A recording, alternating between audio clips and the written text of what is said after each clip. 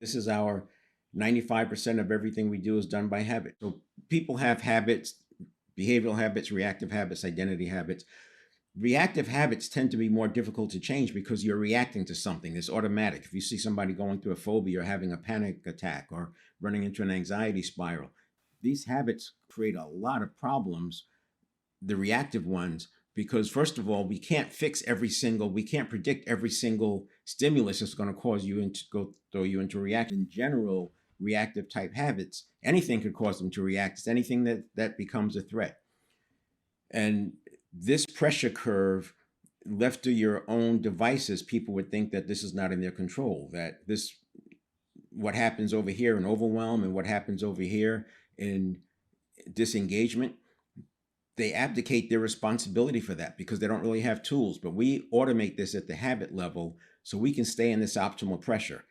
You may not be able to get there today because a lot of it has to do with neuroplasticity. We have to build the habits, just like you don't take your dog and teach him to sit and lay down and roll over and stay and jump and do all these things in one setting. It takes time and they're building on each other. First, you get them to sit and then you could get them to lay down.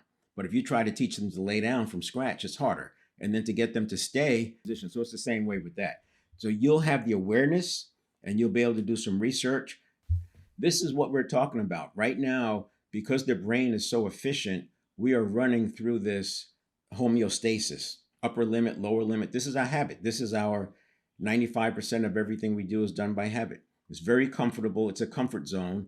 And what's interesting is the prefrontal cortex finishes forming at around age 27. That prefrontal cortex has 1/5 of our neurons. We have 100 billion neurons, 20 billion are in the prefrontal cortex. So up until 27, all you had to do was show up and you got better. Just show up, you get better. What happens between 27 and 35, you recognize, man, this is hard work. I keep trying new things and I'm not getting any better. I feel like I'm going backwards. I look at people who are 20 years older than me. They haven't moved along. What's going on? There are books that say people stop learning at 18. I remember reading that when I was about 18 years old and said, hey, I'm going to break this code. I'm going to learn until I'm 35. I thought that was old. I kept learning, obviously, but 35 came around pretty quickly. So this idea of you just have to show up goes away. But this, what I'm depicting here, is we're in a comfort zone, and the older you are, the more this is grooved, right?